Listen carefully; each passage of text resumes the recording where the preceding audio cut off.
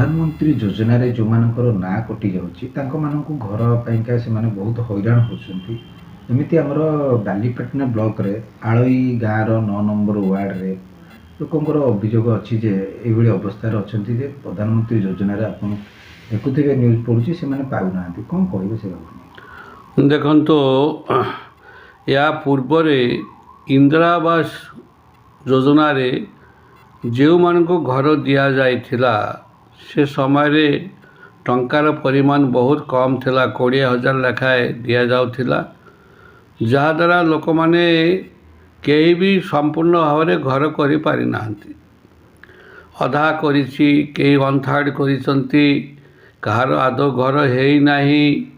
ଆଉ ଯାହାଦ୍ୱାରା ବହୁ ସଂଖ୍ୟାରେ ଜୟଦେବ ନିର୍ବାଚନ ମଣ୍ଡଳୀରେ ଘର ନାହିଁ, ଚାଳ ଘର ତିଆରି କରି ସେମାନେ ରହୁଛନ୍ତି। ବର୍ଷା ବାତ୍ୟା ସମୟରେ ଅସୁବିଧା ଭୋଗୁଛନ୍ତି। ତେଣୁକରି ଆମର ଯଶସ୍ୱୀ ପ୍ରଧାନମନ୍ତ୍ରୀ ଆବାସ ଯୋଜନାରେ ଗୋଟିଏ ଘର ପାଇଁ 1,80,000 ଦେବା ପାଇଁ ନିଷ୍ପତ୍ତି ନେଇଛନ୍ତି, ଘୋଷଣା କରିଛନ୍ତି ଏବଂ ସବୁ ରାଜ୍ୟରେ ମଧ୍ୟ ଯାଇ ସେ ନିଷ୍ପତ୍ତି ନିର୍ଦ୍ଦେଶ ଏବଂ କିଛିଦିନ ତଳେ ଆମର ଆଦରଣୀୟ ପଞ୍ଚାୟତରାଜ ମନ୍ତ୍ରୀ ରବି ନାୟକ ମହୋଦୟ ମଧ୍ୟ କହିଛନ୍ତି ଯେଉଁମାନେ ଇନ୍ଦିରା ଆବାସ ପାଇଛନ୍ତି, ଯେଉଁଙ୍କର ଘର ହେଇନାହିଁ, କରିପାରିନାହାନ୍ତି, ସେମାନଙ୍କ ମଧ୍ୟ ପ୍ରଧାନମନ୍ତ୍ରୀ ଆବାସ ମିଳିବ।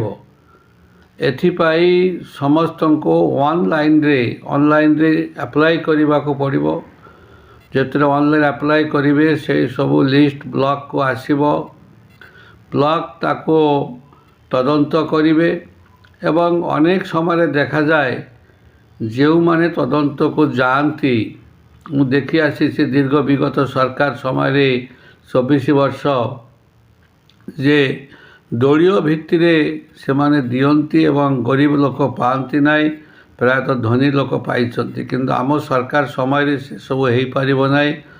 ଭାରତୀୟ ଜନତା ପାର୍ଟିର ପ୍ରଧାନମନ୍ତ୍ରୀଙ୍କର ନିର୍ଦ୍ଦେଶ ସବକା ସାଥ ସବକା ବିକାଶ, ଏ ସମସ୍ତଙ୍କର ବିକାଶ ଏ ସରକାର ଚାହାନ୍ତି ମଧ୍ୟ। ଆମର ଆଦରଣୀୟ ମୁଖ୍ୟମନ୍ତ୍ରୀ ମୋହନ ଚରଣ ମାଝୀ ମଧ୍ୟ ଏକା କଥା ଯେ ଯେଉଁମାନେ ପାଇବା ହକଦାର ସେ ନିଶ୍ଚିତ ପାଇବେ, ସେଥିରୁ ବଞ୍ଚିତ ହେବ ନାହିଁ। ଯଦି କୌଣସି ସରକାରୀ କର୍ମଚାରୀ ତାକୁ ହଇରାଣ କରନ୍ତି ବା ତାକୁ ପାଇବାର ବଞ୍ଚିତ କରନ୍ତି, ଯଦି ପ୍ରମାଣ ମିଳେ ତାଙ୍କ ବିରୁଦ୍ଧରେ କଠୋରରୁ କଠୋର କାର୍ଯ୍ୟାନୁଷ୍ଠାନ ଗ୍ରହଣ କରିବେ। ନାଇଁ, ଲୋକମାନଙ୍କର ଯେତେବେଳେ ଅଭିଯୋଗ ଆସୁଛି ଯେ ଅନେକ ଥର ଲୋକ ବ୍ଲକ ତହସିଲ ଅଫିସ ଯାଉଛନ୍ତି କିନ୍ତୁ ସେମାନେ ଗରିବ ଲୋକଟି ଯାଇପାରୁନାହାନ୍ତି, ସର୍ଭେ କାହିଁକି ଠିକ୍ରେ କରାଯାଉନି?